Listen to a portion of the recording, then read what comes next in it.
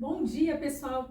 Hoje nós vamos ter uma aula super importante sobre ética humanista, sobre os temas religião, ciência e Estado nas sociedades modernas, desafios para o diálogo e a prática de uma liderança ética, um tema extremamente importante para exercer a liderança com proatividade e ética nos dias atuais.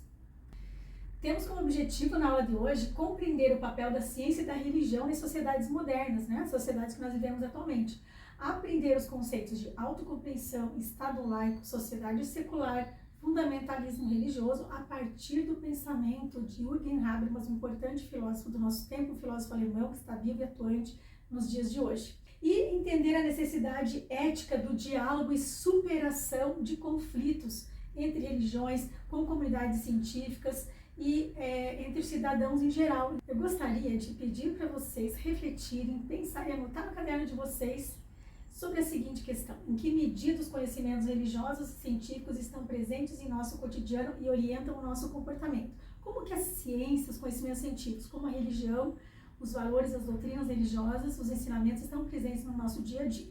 Anota no seu caderno, você vai ter 3 minutos e logo em seguida eu vou chamar alguns de vocês para compartilhar a ideia com a turma. Gente, eu gostei muito das observações que vocês fizeram, dos comentários que vocês fizeram sobre como a religião, como a ciência influencia o dia a dia de cada um. E eu gostaria de reafirmar e acrescentar algumas ideias do ponto de vista dos conhecimentos religiosos e dos conhecimentos científicos. Conhecimentos religiosos, temos conceitos e teorias presentes no dia a dia sobre a origem do mundo, concepções do ser humano, concepções de alma e de vida após a morte, concepções de bem e de mal, concepções de comportamento e atitudes ideais perante a vida humana e outros seres da natureza, a natureza em geral, e isso independentemente da religião. As religiões, de um modo geral, possuem doutrinas sobre essa temática. Do ponto de vista da ciência, também produz explicações sobre a vida, o universo e a natureza.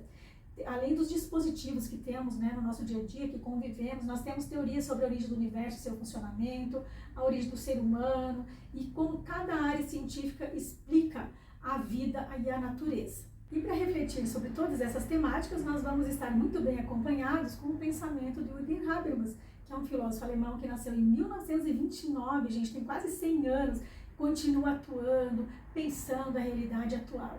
E ele propõe uma racionalidade comunicativa que integre diferentes vozes na sociedade, que todos tenham condições iguais de fala, de manifestação e de existência. E ele tem várias obras a esse respeito. Então, além de ele abordar essa temática dentro da filosofia, ele dialoga com várias outras áreas do conhecimento, como a história, a sociologia, o direito e outras áreas também. Uma obra super importante para a nossa temática é o livro Fé e Saber, do Habermas, recentemente traduzido para o Brasil, que ele escreveu logo após o ataque às Torres Gêmeas, e vários elementos ali presentes ele aproveitou e desenvolveu na obra dele, abordando esse conflito ciência, religião, tecnologia, sociedade, Estado laico e como isso acontece no interior das sociedades e na relação entre outras sociedades entre si. Nós vamos ver só um trechinho para relembrar essa grande tragédia, esse evento histórico que foi o ataque às Torres Gêmeas.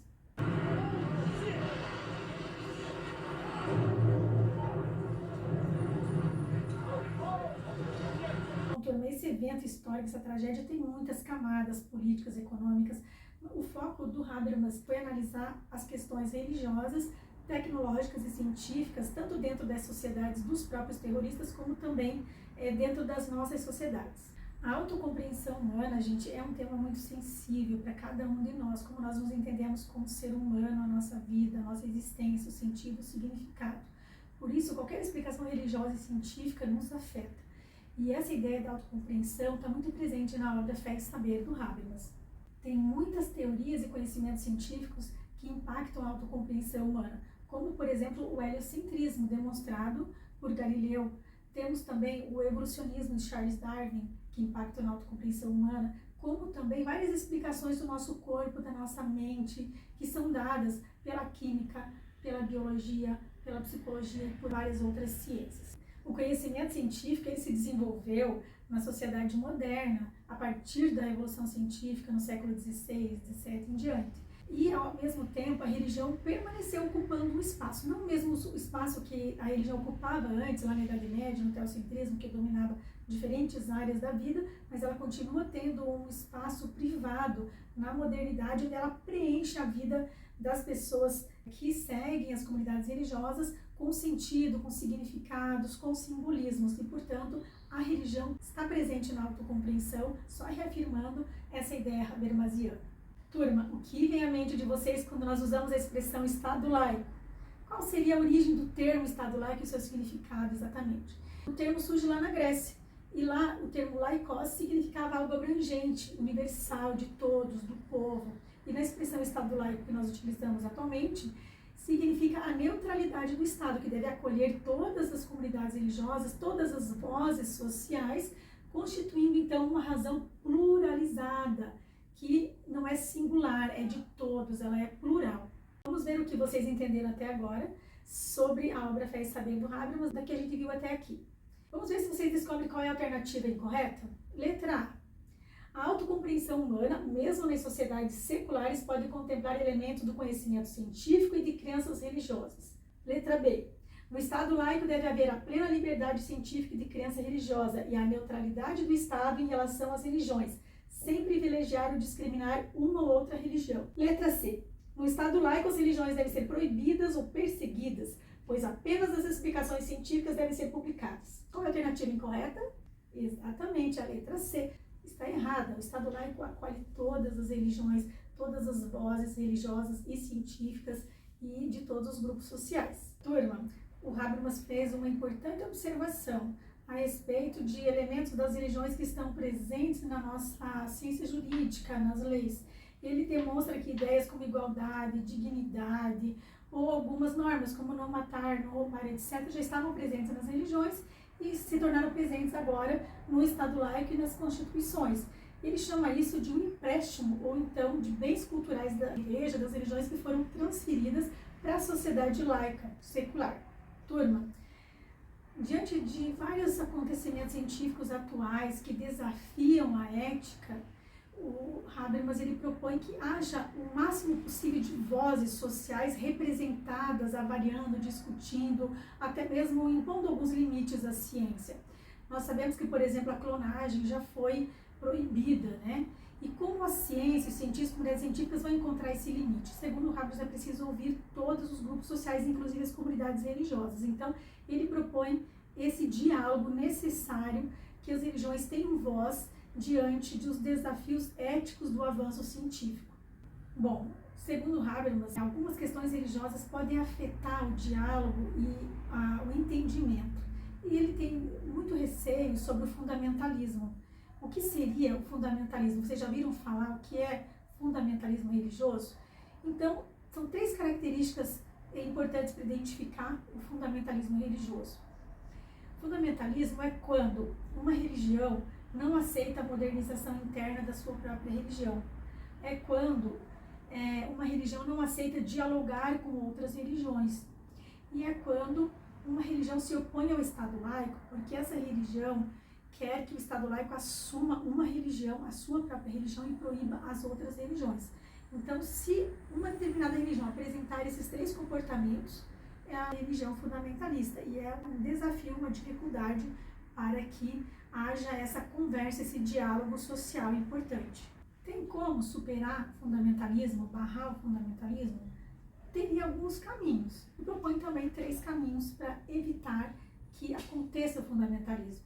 Primeiramente, as religiões precisam entender que existem religiões diferentes. Não existe apenas uma visão religiosa, existem visões diferentes. Ele usa o termo cognitivamente dissonante. Então, as religiões precisam entender isso, se adaptar à autoridade das ciências. Por esse mundo mudando, a ciência tem o seu espaço, a sua autoridade importante, fundamental, né? Até mesmo no meio escolar, científico, acadêmico, universitário, assim por diante, na sociedade em geral. E também, cada religião precisa se adequar aos pré-requisitos, às premissas do Estado laico. Ter esses limites em relação ao Estado, às outras religiões, à ciência, à população em geral.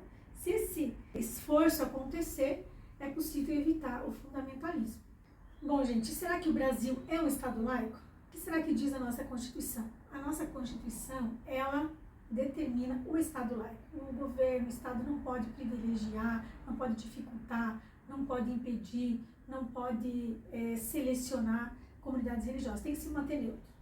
E, ao mesmo tempo, nós temos que pensar se aquilo que está na Constituição ele é colocado em prática. Como é que os cidadãos, os governos levam em conta essa legislação? Como que é a tolerância entre as religiões, com as comunidades científicas, do Estado com as religiões? Tem alguma religião que é discriminada? Tem cidadãos que não são ouvidos? Tem comunidades religiosas que são esquecidas? Tem algumas que são mais ouvidas? Como que acontece isso na nossa sociedade? Então, isso é algo para a gente pensar. Para finalizar a aula de hoje, eu quero que vocês façam um texto falando de todas essas questões que nós abordamos hoje. Qual será o tema da redação de vocês? Como exercer uma liderança ética, respeitando a voz e a manifestação das diferentes comunidades religiosas e promovendo o conhecimento científico. É possível exercer essa liderança? De que maneira? Quero que vocês escrevam um texto de até 15 linhas e me tragam para a próxima aula.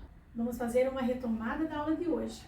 Nós vimos o papel das religiões e das ciências na autocompreensão humana nas sociedades modernas. Vimos também a necessidade de diálogo entre os diferentes grupos sociais, religiosos, científicos, governamentais, a fim de evitar a violência e também promover uma sociedade que dialogue, que coexista, que conviva. Vimos também o que é Estado laico, a sua importância para as liberdades religiosas e científicas, importante também para evitar os fundamentalismos, né? A necessidade de diálogo entre religião e ciência frente às grandes questões do nosso tempo, como, por exemplo, a engenharia genética. Turma, na próxima aula eu vou recolher as redações de vocês, o texto de até 15 linhas, vocês não esqueçam de fazer. Nós também faremos um Kahoot sobre tudo que nós aprendemos na aula de hoje. Os slides também estarão disponíveis para vocês online. Eu gostaria então que vocês se preparassem para esse nosso Kahoot. Ok, pessoal? Até a próxima aula. Tchau, tchau!